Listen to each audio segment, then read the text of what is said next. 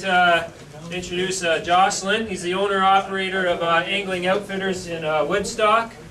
He's been very involved in the fishing industry for a number of years, and he's gained himself the reputation of an electronics wizard. He has a very intimate knowledge of all these units, and he's going to tell us as much as he can this evening. So, Jocelyn, thanks for coming. What we're going to do, I'm going to start with how to set up the units. Then we're going to talk about network, and then we're going to talk about software. So I'm just going to try to go step by step. Anytime there's a question, just stop me and I'll try to answer the question. And it's a good thing because typically when someone asks a question, someone else is going to ask another question related to it. And I'm here to try to teach you whatever you guys want to learn. Okay, we'll start with the unit.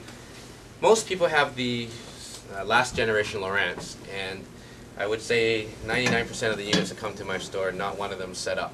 So we're going to go today is how to set up the regular units, and then we're going to go on how to set up the new units. And then we'll go on with the Hummingbird afterwards, and then I'll try to explain the details of each. So a base unit, you turn it on, you've got your map screen. 90% of these that come in are set up so poorly that they don't do shit. So let's start the setup. Excuse my terms.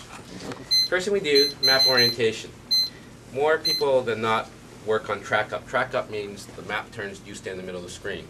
Extremely important when you're saving waypoints, you're going to a waypoint, or you get lost in the fog. Track up means when you grab the steering wheel, the map moves, you stay in the middle of the screen, which is how every car GPS works. So instead of leaving your unit on north up, you go track up, so when you're lost in the fog, you grab the steering wheel, the map turns. You're always in the center of the screen. Okay?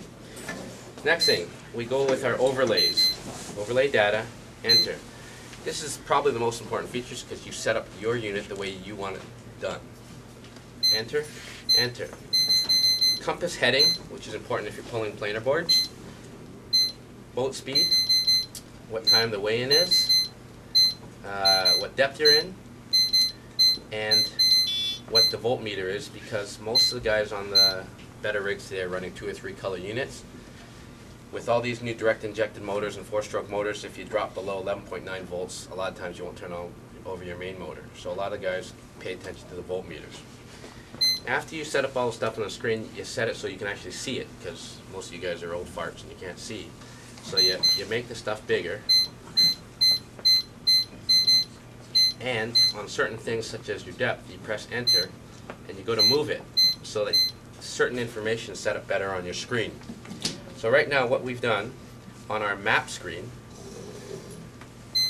we've now put our compass heading, we've put our boat speed, we've put our time, we've put our voltmeter, and we've put the depth. Very important information that you'd like to know when you're boating. Now, first example, I press exit. Last place this was at Burwell. We're at Burwell. On the older Lowrance, Lake Erie, Lake St. Clair is built into your unit. Lake Ontario isn't, but if you're fishing Erie St. Clair on these units, we tell the guys to go to the night mode, which is under your screens. You put it on night view. When you're in night view, you can see the contour lines because it's built in white, which nobody can see. If we wanted to go to 65 feet of water at Burwell, we zoom in, we boot out to 65 feet of water, and we zoom into it. Let's just go to 65 feet of water. Alright, we're at 56 feet of water. Wherever we stop the cursor, it'll tell you how far it is away, so 6.3 miles, at a heading of 196 degrees. To get there, turn your boat to 196 degrees, hit the gas, you're there. So a lot of times, if you set your compass heading and your boat speed, you never have to navigate to a waypoint.